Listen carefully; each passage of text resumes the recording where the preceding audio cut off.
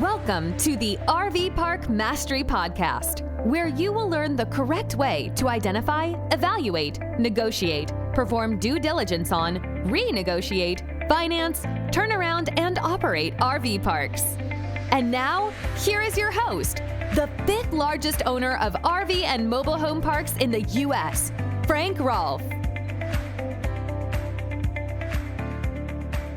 It's perfectly natural to be scared of new things. It's perfectly all right to be afraid of signing up to buy an RV park because you've never done one before. But you got to power through that fear, because if you don't power through it, there's no way you'll ever own an RV park, which might change your financial destiny. This is Frank Rolfe with the RV Park Mastery Podcast. We're going to talk about ways to warm up your cold feet when looking at a deal. Now, the first thing you have to know is there has no reason to be scared in signing a contract, as long as that contract has a due diligence provision and a financing contingency. That's the way these contracts are structured. The first step should lead to no anxiety, because you always have the ability to get out. You're not really committing to buy the RV park.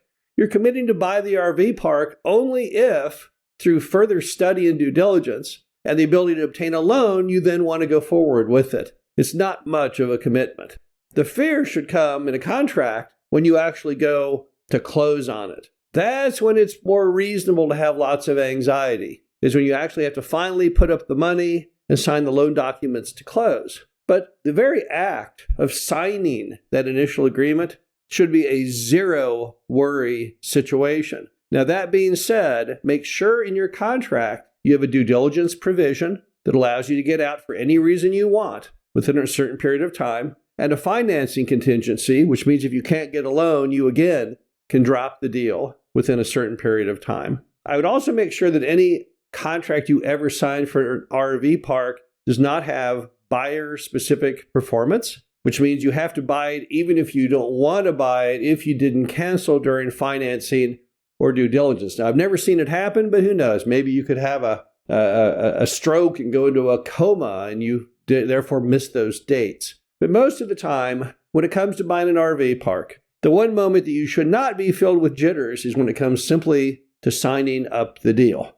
And by the time you get to the scary part, which is the actual commitment to go in there and, have to put down your money that you worked so hard to accumulate and sign with that loan, by the time those steps happen, you know a lot about the property. You have totally changed your gut feel. Suddenly the jitters go away as you learn more about the property and what it can mean to you as the buyer. You've had time to explore, to make sure that you verified everything regarding the infrastructure, the location, and all those type of items. You know, after lender scrutiny and most certainly the appraisal on the property, it's all affirmation that you're making a smart decision. So then it doesn't seem as scary, right? So when it comes time to actually do the scary part, you're not scared. You were scared initially because you don't know much about the property. You don't know if you can get a loan. You don't even know if your estimates of value are valid.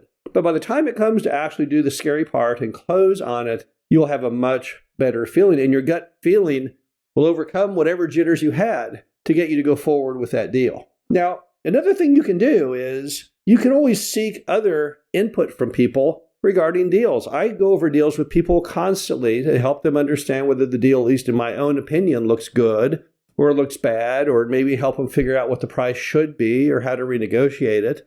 Our industry is not in a vacuum. There's a lot of people in your life you can run it by, maybe friends or maybe family. There may be other experts that you deal with for other items who can look at things and tell you, okay, yeah, that deal makes sense, or wait, you missed something here. So once you sign up for that deal, it isn't like you have to make that decision completely on your own and that you are fully accountable. No, you can get further input from others to help you make that decision. And that also includes, of course, the appraisal that they do on the property and the banker's opinion of the appraisal. Now, if you use seller financing, you won't get those two, I will admit, but at the same time, you will have the ability to get deals often at a lower cost and more attractive interest rates, lower down payments. So we love seller financing. But that doesn't mean, even in the absence of the appraisal, in the absence of the bank's review of the appraisal, that you are out of business when you have seller financing. We love seller financing,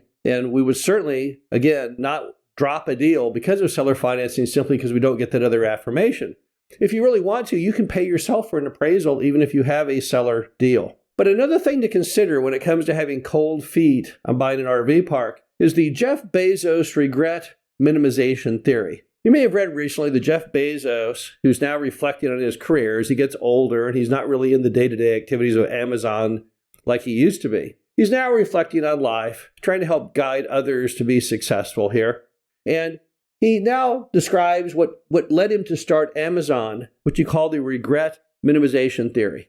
Now, what is that? According to Bezos, he had this nice, cushy job on Wall Street, and yet he walked that job. He was the youngest vice president ever of whatever firm he was at. He abandoned all that to start an online used bookstore. It sounds ridiculous. What a crazy concept. But he just had this hankering to give it a go because the internet was new, and he knew that used books, often there was no tracking. No one even knew what books they had. And he loved books. So he put it all together and thought he would start a thing called Amazon to sell used books. That was where it came from. And he was willing to risk his day job to get that going. Because under his theory, you go back to when you're 80 years old, looking back on your life, and figure out what opportunities you missed that you're extremely upset about.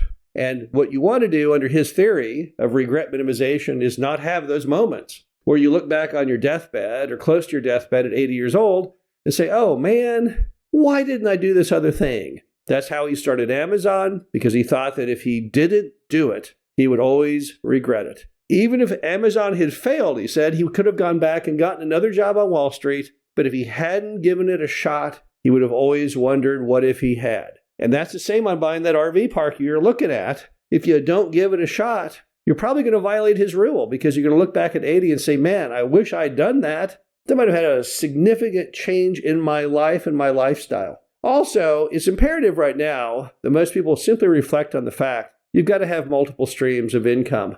America right now is extremely unstable. I've never seen it like it is today. This is not the America that I grew up with. It's so fast moving. Entire industries are being destroyed through the advent of AI and just the change in the American consumer. Even our political stance in the nation has never been more haphazard. So as a result, you really got to have something stable to hang your hat on beyond just your day job.